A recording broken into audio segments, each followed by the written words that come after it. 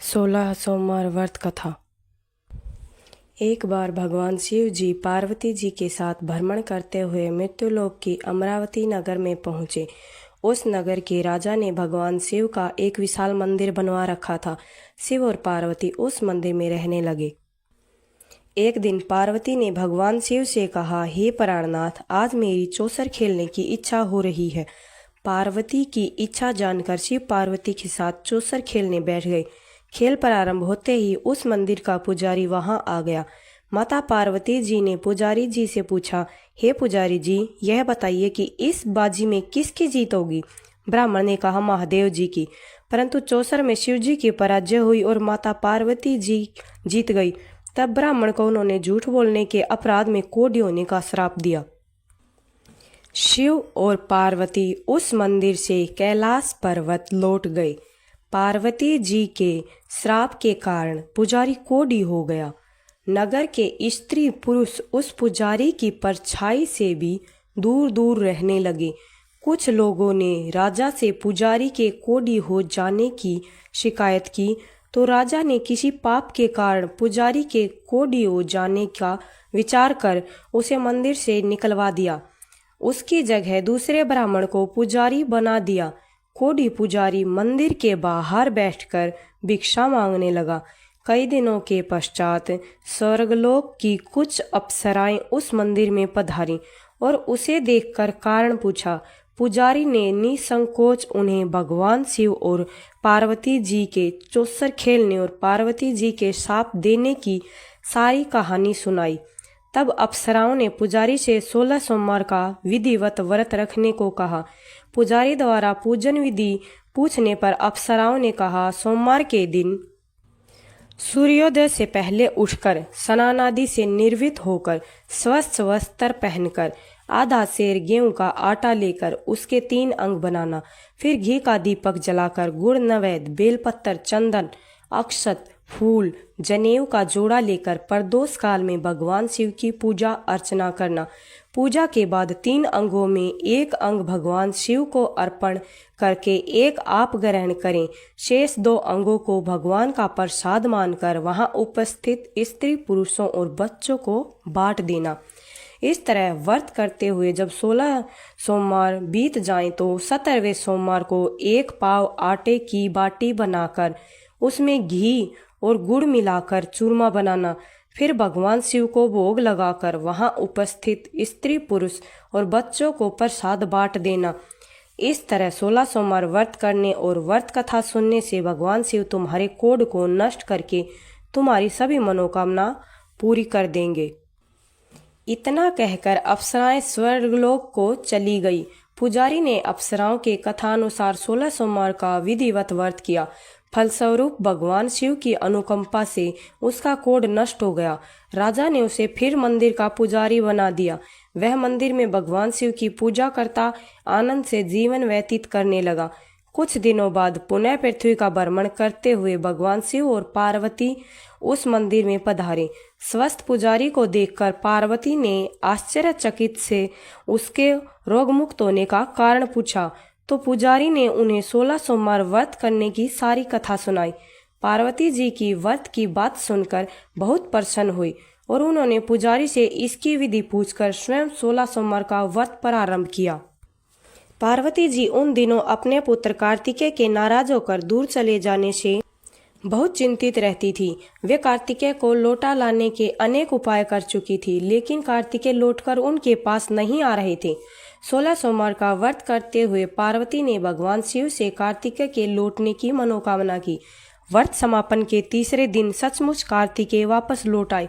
कार्तिकेय ने अपने हृदय परिवर्तन के संबंध में पार्वती जी से पूछा, हे माता, आपने ऐसा कौन सा उपाय किया था जिससे मेरा क्रोध नष्ट हो गया और मैं वापस लौट आया। तब पार्वती जी ने कार्तिकेय को 16 सोमवार के व्रत की कथा कह सुनाई। कार्तिकेय अपने एक ब्राह्मण मित्र ब्रह्मदत्त के परदेश चले जाने से बहुत दुखी थे। उसको वापस लौटाने के लिए कार्तिकेय ने 16 सोमवार का व्रत करते हुए ब्रह्मदत्त के वापस लौट आने की कामना प्रकट की। व्रत के समापन के कुछ दिनों के बाद मित्र लौट आया। ब्राह्मण ने कार्तिकेय से कहा, प्रिय, मित्र, तुमने ऐसा कौन सा उपाय किया था जिससे परदेश में मेरे विचार एकदम परिवर्तित हो गए और मैं तुम्हारा स्मरण करते हुए लौट आया। कार्तिकेय ने अपने मित्र को भी 16 सोमवार के व्रत की कथा विधि सुनाई। ब्राह्मण मित्र व्रत के बारे में सुनकर बहुत खुश हुआ। उसने भी व्रत किया। सोमवार व्रत का समापन करने के बाद ब्रह्मदत्त विदेश यात्रा पर निकला। वहां नगर के राजा हर्षवर्धन की बेटी राजकुमारी गुंजन का स्वयंवर हो रहा था। वहां के राजा ने प्रतिज्ञा की थी कि एक हथिनी यह माला जिसके गले में डालेगी वह अपनी पुत्री का विवाह उसी से करेगा। ब्राह्मण भी उत्सुकतावश महल में चला गया। वहां कई राज्यों के राजकुमार बैठे थे। तभी एक सजी धजी हथिनी सूंड में जयमाला लिए वहां आई। हथिनी ने ब्राह्मण के गले में जयमाला डाल दी। फलस्वरूप राजकुमारी का विवाह ब्राह्मण से हो गया। एक दिन उसकी पत्नी ने पूछा, हे प्राणनाथ, आपने कौन सा शुभ कार्य किया था जो उस हथिनी ने राजकुमारों को छोड़कर आपके गले में जयमाला डाल दी? ब्राह्मण ने 16 सोमवार व्रत की विधि बताई। अपने पति से 16 सोमवार का महत्व जानकर राजकुमारी ने पुत्र की इच्छा से 16 सोमवार का व्रत किया। निश्चित समय पर भगवान शिव की अनुकंपा से राजकुमारी के एक सुंदर, सुशील व स्वस्थ पुत्र पैदा हुआ। पुत्र का नामकरण गोपाल के रूप में हुआ। बड़ा होने पर पुत्र गोपाल ने भी माँ से एक दिन प्रश्न किया, मैंने तुम्हारे ही घर में जन्म लिया, इसका क्या कारण है माँ? माता गुंजन ने पुत्र को 16 सोमवार व्रत की जानकारी दी। व्रत का महत्व जानकर गोपाल ने भी व्रत करने का संकल्प लिया। गोपाल जब 16 वर्ष का हुआ तो उसने राज्य पाने की इच्छा से 16 सोमवार का विधिवत व्रत किया। व्रत समापन के बाद गोपाल घूमने के लिए समीप के नगर में गया। वहां के वृद्ध राजा ने गोपाल को पसंद किया और बहुत धूमधाम से अपनी पुत्री राजकुमारी मंगला का विवाह गोपाल के साथ कर दिया। 16 सोमवार के व्रत करने से गोपाल महल में पहुंचकर आनंद से रहने लगा। 2 वर्ष बाद वृद्ध राजा का निधन हो गया तो गोपाल को उस नगर का राजा बना दिया गया। इस तरह 16 सोमवार का व्रत करने से गोपाल की राज्य पाने की इच्छा पूर्ण हो गई। राजा बनने के बाद भी वह विधिवत 16 सोमवार का व्रत करता रहा। व्रत के समापन पर 17वें सोमवार को गोपाल ने अपनी पत्नी मंगला से कहा कि व्रत की सारी सामग्री लेकर वह समीप के शिव मंदिर में पहुंचे। पति की आज्ञा का उल्लंघन करके सेवका द्वारा पूजा की सामग्री मंदिर में भेज दी, स्वयं मंदिर नहीं गई। जब राजा ने भगवान शिव की पूजा पूरी की तो आकाशवाणी हुई, हे राजन, तेरी रानी ने 16 सोमवार व्रत का अनादर किया है, सो रानी को महल से निकाल दें, नहीं तो तेरा सब वैभव नष्ट हो जाएगा। आकाशवाणी सुनकर उसने तुरंत महल में पहुंचकर अपने सैनिकों को आदेश दिया कि रानी को दूर किसी नगर में छोड़ाओ। सैनिकों ने राजा की आज्ञा का पालन करते हुए उसे तत्काल उसे घर से निकाल दिया। रानी भूखी प्यासी उस नगर में भटकने लगी। रानी को उस नगर में एक बुढ़िया मिली। वह बुढ़िया सूत काट कर बाजार में बेचने जा रही थी, लेकिन उस बुढ़िया से सूत उठ नहीं रहा था। बुढ़िया ने रानी से कहा, बेटी, यदि तुम मेरी सूत उठाकर बाजार तक पहुंचा दो और सूत बेचने में मेरी मदद कर दो तो मैं तुम्हें धन दूंगी। रानी ने बुढ़िया की बात मान ली, लेकिन जैसे ही रानी ने सूत की गठरी को हाथ लगाया तभी जोर की आंधी चली और गठरी खुल जाने के बाद सूत आंधी में उड़ गया। बुढ़िया ने उसे फटकार कर भगा दिया। रानी चलते चलते नगर में एक तेली के घर पहुंची। उस तेली ने तरस खाकर रानी को घर में रहने के लिए कह दिया, लेकिन तभी भगवान शिव के प्रकोप से तेली के तेल से भरे मटके एक एक करके फूटने लगे। तेली ने भी रानी को भगा दिया। भूखी प्यास से व्याकुल रानी वहां से आगे की ओर चल पड़ी। रानी ने एक नदी पर जाकर जल पीकर अपनी प्यास शांत करने चाही तो नदी का जल उनके स्पर्श से सूख गया। अपने भाग्य को कोसती हुई रानी आगे चल दी। चलते चलते रानी एक जंगल में पहुंची। उस जंगल में एक तालाब था। उसमें निर्मल जल देखकर रानी की प्यास तेज हो गई। जल पीने के लिए रानी ने तालाब की सीढ़ियां उतरकर जैसे ही जल को स्पर्श किया तभी उस जल में असंख्य कीड़े उत्पन्न हो गए। रानी ने दुखी होकर उस गंदे जल को पीकर अपनी प्यास शांत की। रानी ने एक पेड़ की छाया में बैठकर कुछ देर आराम करना चाहा तो उस पेड़ के पत्ते पल भर में सूखकर बिखर गए। रानी दूसरे पेड़ के नीचे जाकर बैठी, परंतु वह जिस पेड़ के नीचे बैठती वहीं सूख जाता। वन और सरोवर की यह दशा देखकर वहां के गवाले बहुत हैरान हुए।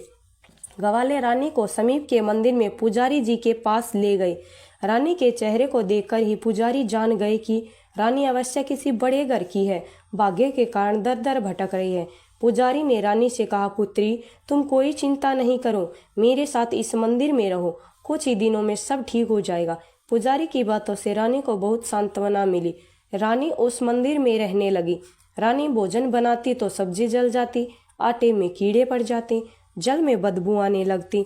पुजारी भी रानी के दुर्भाग्य से बहुत चिंतित होते हुए बोली, हे पुत्री, अवश्य ही तुमसे कोई अनुचित काम हुआ है, जिसके कारण देवता तुमसे नाराज हैं और उनकी नाराजगी का कारण तुम्हारी यह दशा हुई है।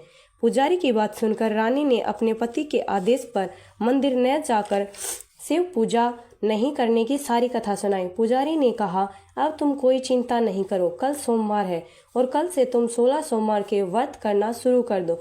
भगवान शिव अवश्य तुम्हारे दोषों को क्षमा कर देंगे। पुजारी की बात मानकर रानी ने 16 सोमवार के व्रत प्रारंभ कर दिए। रानी सोमवार का व्रत करके शिव की विधिवत पूजा अर्चना की तथा व्रत कथा सुनने लगी। जब रानी के 17वें सोमवार को विधिवत व्रत का समापन किया तो उधर उसके पति राजा के मन में रानी की याद आई। राजा ने तुरंत अपने सैनिकों को रानी को ढूंढ कर लाने के लिए भेजा। रानी को ढूंढते हुए सैनिक मंदिर में पहुंचे और रानी से लौटकर चलने के लिए कहा। पुजारी ने सैनिकों से मना कर दिया और सैनिक निराश होकर लौट गए। उन्होंने लौटकर राजा को सारी बात बताई। राजा स्वयं उस मंदिर में पुजारी के पास पहुंचे और रानी को महल से निकाल देने के लिए कारण पुजारी जी से क्षमा मांगी। पुजारी ने राजा से कहा, यह सब भगवान शिव के प्रकोप के कारण हुआ है। इतना कहकर रानी को विदा किया। राजा के साथ रानी महल में पहुंची। महल में बहुत खुशियां मनाई गई। पूरे नगर को सजाया गया। राजा ने ब्राह्मणों को वस्त्र और धन का दान दिया। नगर में निर्धनों को वस्त्र बांटे गए। रानी 16 सोमवार का व्रत करते हुए महल में आनंद पूर्वक रहने लगी। भगवान शिव की अनुकंपा से उसके जीवन में सुख ही सुख भर गए। 16 सोमवार के व्रत करने और कथा सुनने से मनुष्य की सभी मनोकामनाएं पूरी होती हैं और जीवन में किसी तरह की कमी नहीं होती। स्त्री पुरुष आनंद पूर्वक जीवन यापन करते हुए मोक्ष को प्राप्त करते हैं। हर हर महादेव।